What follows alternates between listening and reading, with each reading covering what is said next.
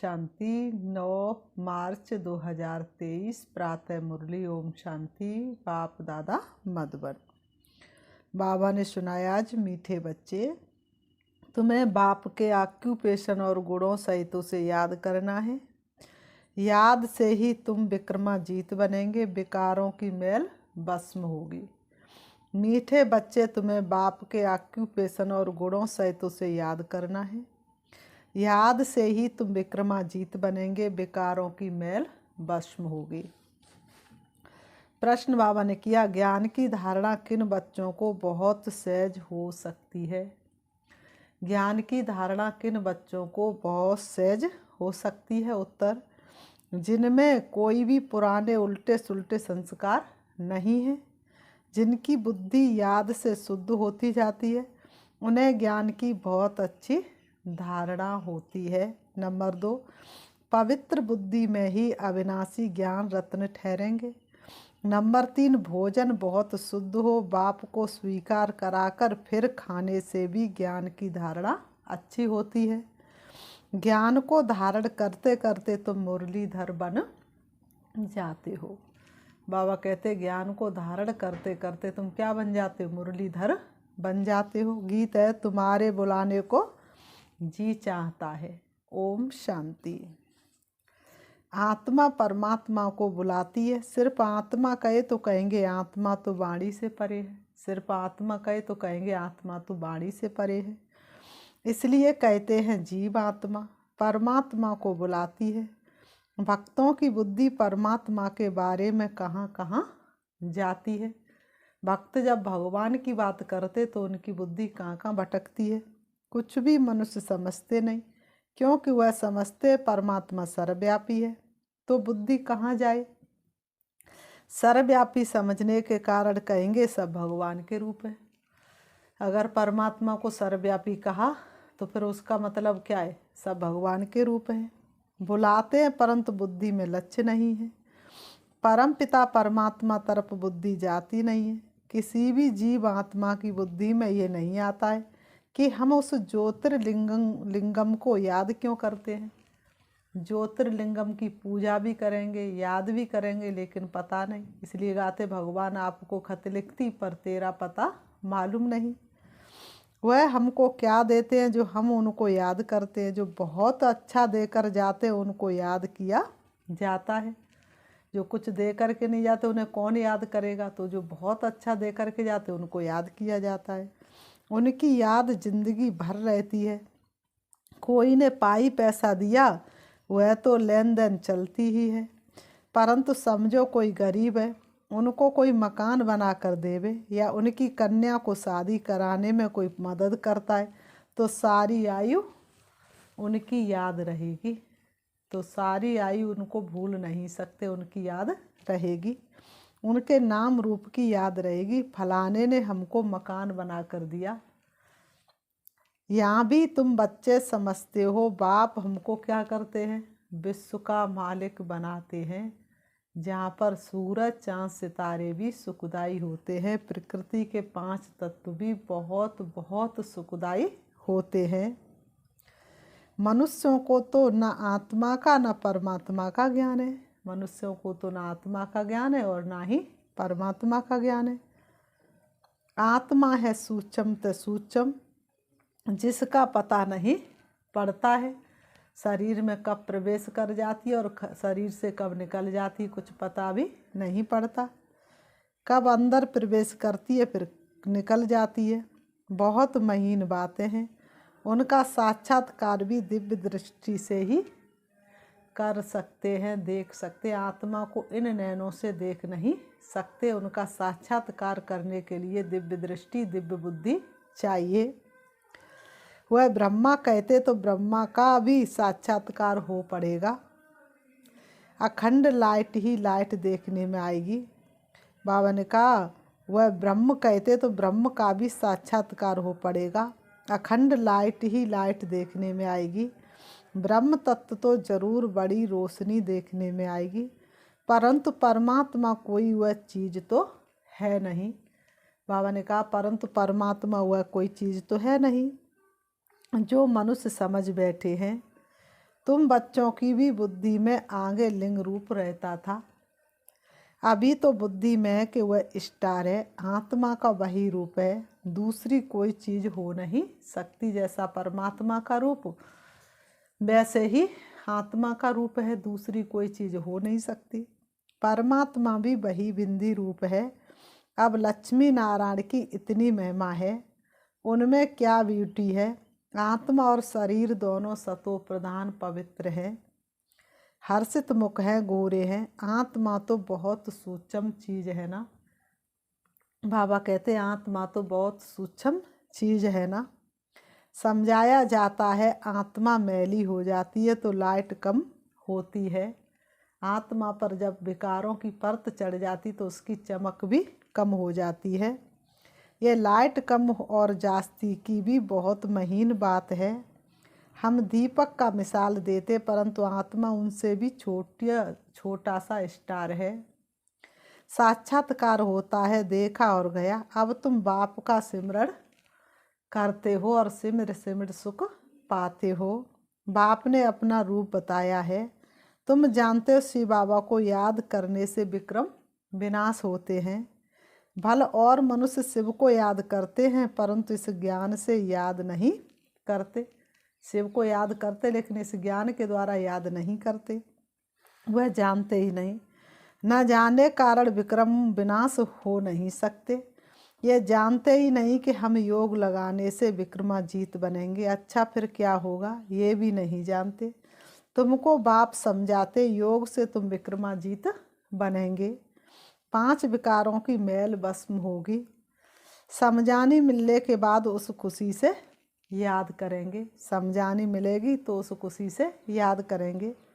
वह ये नहीं जानते कि बाप को याद करने से विक्रम विनाश होंगे। अभी बाप नॉलेज देते हैं, बाकी मनुष्य तो है अंधश्रद्धा में।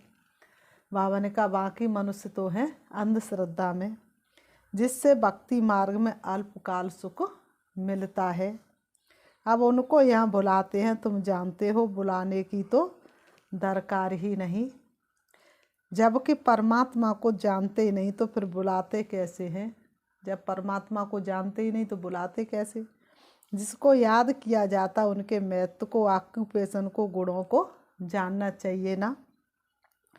परमात्मा की पहचान कोई के पास भी है नहीं, इसलिए जन्म जन्मांतर क्या क्या करते आए हैं कुछ भी समझ नहीं। जन्म जन्मांतर क्या क्या करते आए मनुष्यों के अंदर कुछ भी समझ नहीं। अब बाप बैठ समझाते हैं। गीत में भी कहते बाबा आप आकर ज्ञान सुनाओ, तो हम सुनकर फिर औरों को सुनाएंगे। जैसे शास्त्रों में आटे में नमक है, वैसे इन भक्ति मार्ग के गीतों में भी बहुत थोड़ा सच है। यह गीत बाप की महिमा में है। बाप को बुलाते हैं कि आप आकर हमको सुनाओ, तुम्हारे बुलाने को जी चाहता है। तो बाप को बुलाते हैं कि आकर हमको आकर सुनाओ, तो हम फिर औरों को सुनाएंगे। राह कहाँ से भूले, अब तू ही मुझे बतला राह भूले कहाँ से हम। तो आत्मा कहती है राह हम कहाँ से भूले। तो वास्तव में बाप ही सचा करके सुनाएगा, तब हम दूसरों को भी सुनाएं। आकर हमको राजयोग सिखलाओ, फिर हम मुरलीधर बनेंगे। मुरलीधर को ही ज्ञानी तू आत्मा कहा जाता है। तुम बच्चे जानते हो बाप तो है निराकार, फिर वह आए कैसे। अभी तो समझा है कि आत्मा परम धाम से आती है, पहले पहले गर्भ में जाना पड़ता है। जीव की आत्माएं सब बाप को याद करती हैं, परंतु उनके ऑक्यूपेशन का कुछ भी पता नहीं है। जीव की आत्मा सब बाप को याद करती, लेकिन बाप के ऑक्यूपेशन का किसी को पता ही नहीं है। ऑक्यूपेशन का पता ना हो तो फिर प्राप्ति का अनुभव ही क्या हो सकता है। ऐसे ही सिर्फ बुलाते रहते हैं, वह आता ही नहीं। बाप कहते हैं मैं अपने पूरे टाइम पर आता हूँ, जबकि संगम युग शुरू होता है। संगम युग कब आता है, जब रात पूरी और दिन होना होता है। संगम युग आया और बाप भी साथ आया। बाप नहीं आया तो संगम युग कैसा। तो संगम युग जब आता तो बाप भी साथ आता है। संगम युग पर ही बाप बैठ करके पढ़ाते हैं, और किसी युग में बाप बैठ करके नहीं पढ़ाते। ये सब बातें तुम ब्राह्मण बच्चे ही जानते हो, बाप बैठ समझाते। मैं निराकार आऊँ कैसे, यह तो कभी कोई ने ख्याल नहीं किया है। अगर कलयुग के अंत में आया होगा तो फिर से आएगा ना। अगर भगवान कलयुग के अंत में आया होगा तो फिर से आएगा ना। कलयुग अंत और सतयुग आदि के संगम पर आते हैं, जरूर कुछ कार्य करने के लिए आते हैं, जरूर सृष्टि को पावन करने आएंगे। तब कहते हैं कि अब आदि सनातन देवी देवता धर्म स्थापन करने आते हैं। कैसे आते ये कोई भी नहीं जानते। बाप को आकर प्रजा रचनी है व राजयोग सिखाना है, तो किसको सिखाएंगे। सतयुग आदि में तो है ही देवता बड़, इससे पहले है, देवताओं से पहले कौन सा बड़ है, ब्राह्मण बड़। तो जरूर ब्रह्मा तन में आकर ब्राह्मण बड़ रचना पड़े। ब्रह्मा को कहा ही जाता है प्रजापिता। अब वह ब्रह्मा आए कहाँ से, क्या सूक्ष्म वतन से उतर आए। जैसे दिखाते विष्णु अवतरण ऊपर से गरुड़ पर सवार हो आते हैं। अब विष्णु को तो यहाँ आना नहीं है, कलयुग में विष्णु को तो आना नहीं है। कलयुग में विष्णु आकर के क्या करेंगे। विष्णु के दो रूप लक्ष्मी नारायण जो हैं, उन्होंने भी यहाँ इस पढ़ाई से ये पद पाया है। विष्णु के दो रूप लक्ष्मी नारायण ही पालना करते हैं, कहाँ की, सतयुग की। परंतु ऐसे कोई गरुड़ पुराण पर उतरते नहीं है, और फिर वहाँ लक्ष्मी नारायण की आत्मा कोई इकट्ठी नहीं आती है। पहले नारायण की आत्मा आएगी, फिर लक्ष्मी की आएगी। स्वयंवर करेंगे तब विष्णु युगल रूप कहलाएंगे। राधे कृष्ण बरोबर विष्णु के रूप हैं, छोटापन भी दिखाना पड़े ना, विष्णु का छोटापन भी दिखाना पड़े ना। ये बातें और कोई नहीं जानते हैं, बाप बैठ समझाते हैं। जब ये पहला नंबर 84 जन्म पूरे करते तो हमको इनमें ही आकर फिर इनको पहला नंबर बनाना पड़े। 84 जन्म भोग जरूर वृद्ध अवस्था को पाया होगा, तो उनका नाम रखा है ब्रह्मा, इनमें प्रवेश किया है। अब तुम बच्चे समझते हो मनुष्य सृष्टि कैसे और कब रचते हैं, इस बात का और कोई मनुष्य को ज्ञान हो ना सके। मनुष्य जब कोई अच्छी नई चीज़ की इन्वेंशन निकालते हैं तो गवर्नमेंट के पास जाते हैं, फिर वह उसको वृद्धि में लाने में मदद करती है। यह भी ज्ञान ऐसे पहले पहले बाप आया, इसमें प्रवेश हुआ, इनमें बैठ ज्ञान दिया। पहले थोड़ा थोड़ा था, अब वृद्धि को पाता जाता है। ज्ञान पहले थोड़ा थोड़ा था, अब वृद्धि को पाता जाता। कितनी गुआ बातें तुम सुन रहे हो। पहले हल्का ज्ञान था, अब गहरा मिलता जाता है। परंतु आत्मा में पुराने उल्टे सुलटे भक्ति के संस्कार जो हैं, वह जब निकले तब ज्ञान की धारणा हो। जो पुराने पिछले भक्ति के उल्टे सुलटे संस्कार हैं, वह निकले तब तो ज्ञान की धारणा हो। योग हो तब विक्रम विनाश होते जाए और बुद्धि शुद्ध होती जाए। पहले थोड़ा भी ज्ञान सुनने से कितना नशा चढ़ा और भागे। बाबा ने कहा थोड़ा सा ज्ञान मिला और ज्ञान का नशा चढ़ा और भागे। फिर कितने टूट भी पड़े। माया भी हैरान कर देती है, माया भी सहज साथ छोड़ती नहीं, क्योंकि द्वापर युग से साथी बनी है ना। अब ब्रह्मा के बच्चे वह हो गए ब्रह्मा कुमार और कुमारियाँ। ये पूरी रीति समझाना है, नहीं तो मनुष्य डरते हैं। अब बाप को तो जरूर ब्रह्मा का शरीर लेना पड़े, सो भी बड़ा चाहिए। छोटे बच्चे में प्रवेश करेंगे क्या। कहते हैं बहुत जन्मों के अंत के जन्म के अंत में आता हूँ। इसने बहुत शास्त्र पढ़े गुरु किए, किसने, ब्रह्मा बाबा ने, तो अनुभवी होगा ना। बाप कहते मैं वानप्रस्थ अवस्था में आता हूँ। शास्त्र आदि पढ़े तब तो समझा सकते हैं। अब तुम बच्चे जानते हो कैसे बाबा आता है, और कोई और आकर मनुष्य से देवता बनाते हैं, अर्थात पुरानी दुनिया को नया बनाते। इसलिए कहते हैं मनुष्य से देवता किए करत न लागी देर। तुमको अभी नया बना रहे हैं। इस पुराने तन में राजयोग सीख फिर सतयुगी नया शरीर जाकर लेंगे, फिर देवी देवता कहलाएंगे, वहाँ माया होती नहीं। ये तुम समझा सकते हो कि हम ब्रह्मा कुमार कुमारियाँ हैं। ब्रह्मा को प्रजापिता कहा जाता है, ये तो सब मानेंगे कि भगवान ने आदम बीवी ब्रह्मा सरस्वती द्वारा रचना रची है। गीता में कहते राजाओं का राजा बनाता हूँ। शूद्र से ब्राह्मण बनाकर ज्ञान अमृत पिलाए असुर से देवता बनाते हैं। भले ये लिखा हुआ है, परंतु पहले शूद्र वर्ण से ब्राह्मण वर्ण में लाते हैं, तो तुम समझा सकते हो हम ब्रह्मा कुमार कुमारी हैं। ब्रह्मा है प्रजापिता, वास्तव में ब्रह्मा की संतान तुम भी हो। ब्राह्मणों की शुरुआत संगम पर ही होती है। ब्रह्मा द्वारा हम ब्राह्मण पढ़ते हैं, रुद्र ज्ञान यज्ञ की संभाल करते हैं। हम अपने विकारों की आहुति देते हैं। यज्ञ में सब कुछ स्वाहा किया जाता है ना, तो हम रुद्र ज्ञान यज्ञ में और कोई किचड़ा नहीं डालते। अपने पापों को स्वाहा करते हैं। कोई आग आदि तो जलाई नहीं जाती, ना कोई आवाज़ आदि ही करते हैं। वह तो कितना आवाज़ करते हुए यज्ञ हवन करने वाले क्या करते, कितनी जोर जोर से आवाज़ करते हैं और हर देवताओं का नाम सिमरण करके स्वाहा करते रहते हैं। तो वह तो कितना आवाज़ करते, स्वाहा स्वाहा। हम तो योग में रहते, कोई आवाज़ नहीं, चुप। हम तो आवाज़ करने की कोई ज़रूरत नहीं।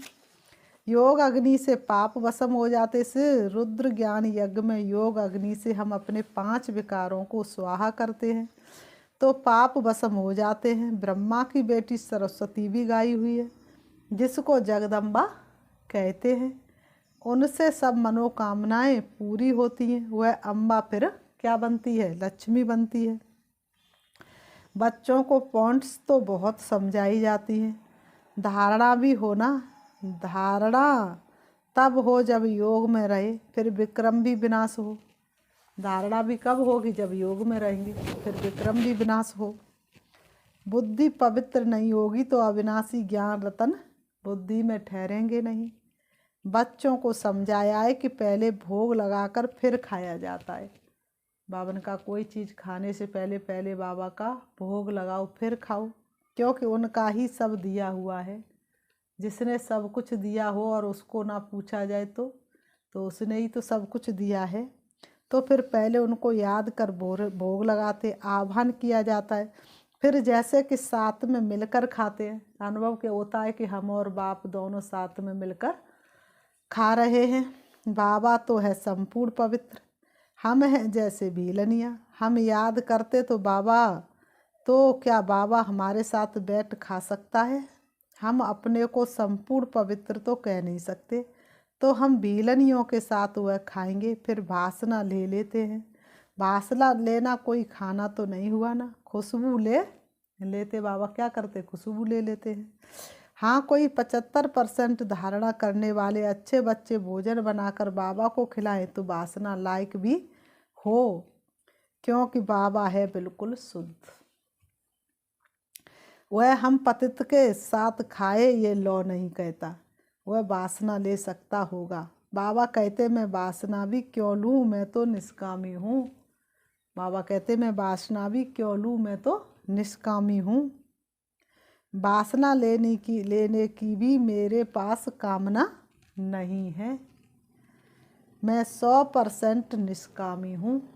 बाबा कहते मैं तो 100% ही निष्कामी हूँ।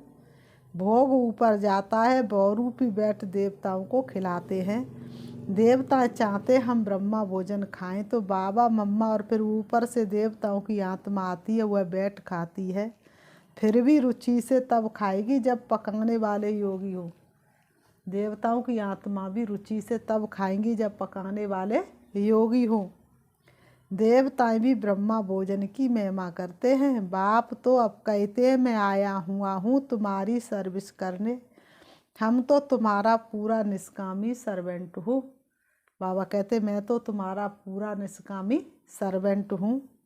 तुम भल 36 प्रकार के तो क्या 108 प्रकार का भोग लगाओ। भक्तों ने ही भोग लगाया, और भक्तों ने ही बांटकर खाया।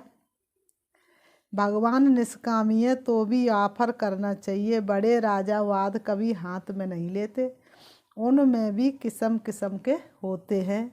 कोई ले भी लेते बाबा का, राजाओं आदि से कनेक्शन रहा है ना, तो हम बाबा को भोग लगाते हैं। कामना है कि हम बाबा से विश्व का मालिक बने, राजा ही लेवे। वह तो है ही दाता, नहीं पास देने के काबिल है कुछ भी, तो दाता विदाता को क्या दे सकेंगे। ये सारी सूक्ष्म बातें हैं। भोग कहाँ ले नहीं जाते, यहाँ ही बैठ वैकुंठ का साक्षात्कार करते हैं। यहीं बैठ करके वैकुंठ का साक्षात्कार करते हैं, यहाँ से जैसे कि गुम है। फिर बाबा ने कहा, अच्छा मीठे मीठे सिकीलते बच्चों प्रति मात पिता बाप दादा का याद प्यार और गुड मॉर्निंग। रूहानी बाप की रूहानी बच्चों को नमस्ते। हम रूहानी बच्चों की रूहानी बाप दादा को याद प्यार और नमस्ते नमस्ते नमस्ते। धारणा के लिए मुख्य सार नंबर 1, बाप भल निष्कामी है। बाबा ने कहा मैं भल निष्कामी हूँ, लेकिन भोजन का भोग जरूर लगाना है। बाप भल निष्कामी है, लेकिन भोजन का भोग लगाना है। घर में जो भी आप ब्रह्मा भोजन बना रहे हो, शुद्ध पवित्र, उसका भोग बाप को जरूर लगाना है। बहुत शुद्धि से भोजन बनाकर बाबा के साथ बैठकर खाना है। नंबर 2, इस रुद्र यज्ञ में योग बल से अपने पाप स्वाहा करने हैं। आवाज में नहीं आना है, चुप रहना है। बुद्धि को योग बल से पवित्र बनाना है। बुद्धि को योग बल से पवित्र बनाना है। वरदान, न्यारे और प्यारेपन की विशेषता द्वारा बाप के प्रिय बनने वाले निरंतर योगी भव। न्यारे और प्यारेपन की विशेषता द्वारा बाप के प्रिय बनने वाले निरंतर योगी भव। स्पष्टीकरण है, मैं बाप का कितना प्यारा हूँ, इसका हिसाब न्यारेपन से लगा सकते हो। अगर थोड़ा न्यारे हैं बाकी फंस जाते तो प्यारे भी इतने होंगे। जो सदा बाप के प्यारे हैं उसकी निशानी है सुतह याद। प्यारी चीज़ सुतह और निरंतर याद रहती है, तो ये कल्प कल्प की प्रिय चीज़ है। ऐसी प्रिय वस्तु भूल कैसे सकते। भूलते तब हो जब बाप से भी अधिक कोई व्यक्ति व वस्तु को प्रिय समझने लगते हो। बाप से भी ज़्यादा कोई वस्तु और व्यक्ति प्रिय लगने लग जाते तो उनको याद करने लग जाते और बाप को भूल जाते हो। अगर सदा बाप को प्रिय समझो तो निरंतर योगी बन जाएंगे। स्लोगन, जो अपने नाम मान और शान का त्याग कर बेहद सेवा में रहते वही परोपकारी हैं। जो अपने नाम मान और शान का त्याग कर बेहद सेवा में रहते वही परोपकारी। अच्छा, ओम शांति, ओम शांति। अभी हम 5 मिनट प्यारे शिव बाबा को याद करते हैं। अपने मन को चारों तरफ से हटाएंगे, हर परिस्थिति को खत्म करेंगे, अपने आप को देखेंगे दिव्य ज्योति के रूप में, चमकता हुआ दिव्य सितारा। दोनों ब्रह्म के बीच ब्रह्मकुटी में विराजमान हूँ। तन मेरा कुटिया है, मन मेरा मंदिर है, और इस मन मंदिर में शिव बाबा के अलावा और कोई भी नहीं है। दुख हरता सुख करता बाप की संतान में सर्व सुखों का अनुभव करती हूँ और दूसरों को कराती हूँ। सुख के सागर शिव बाबा जो परम धाम के रहने वाले हैं, मैं आत्मा उनकी संतान सुख स्वरूप हूँ। सारे विश्व की आत्माओं को सुख देने के लिए मैं आत्मा सुख के सागर शिव बाबा के पास जा रही हूँ। देह रूपी वस्त्रों से अलग उड़ रही हूँ, हवा से भी तेज उड़ रही हूँ। देखें अपने आप को चमकते हुए सितारे के रूप में। मैं आत्मा चली जा रही हूँ